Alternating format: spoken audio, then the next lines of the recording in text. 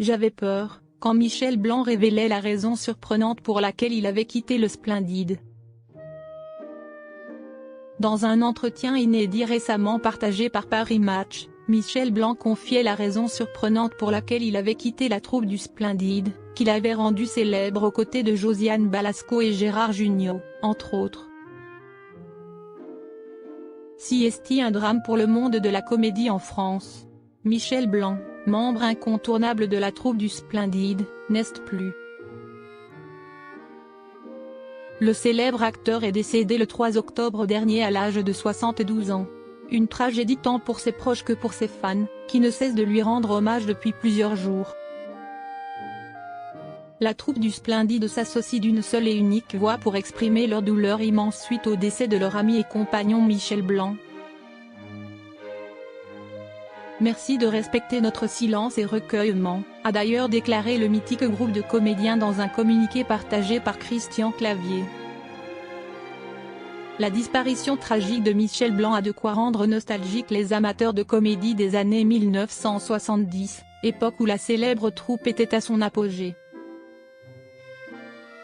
Pourtant, nous sommes en 1979, après la sortie des Bronzés font du ski, quand Michel Blanc décide de quitter la bande avec qui il a connu ses premiers succès dans le monde du cinéma. Un choix mûrement réfléchi sur lequel il s'était confié il y a quelques mois, dans sa dernière interview accordée à Paris Match. Quand Michel Blanc se confiait sur sa peur de rester dans la troupe du Splendide. Si Michel Blanc était et restera l'interprète incontournable du célèbre Jean-Claude Duss, ce dernier ne souhaitait pas incarner le rôle indéfiniment ou se voir coller une étiquette au sein du Splendide. Si est-il d'ailleurs pour cette raison qu'il a fait le choix de faire bande à part.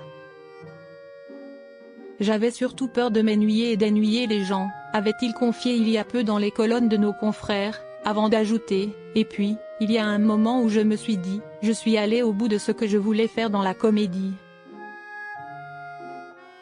J'ai eu l'impression que je pouvais être plus facilement à l'aise dans d'autres registres. Mais il a fallu attendre mon César en 2012, avec l'exercice de l'État, pour valider ma théorie. Aujourd'hui, force est de constater que Michel Blanc a participé à l'écriture de l'histoire cinématographique en France.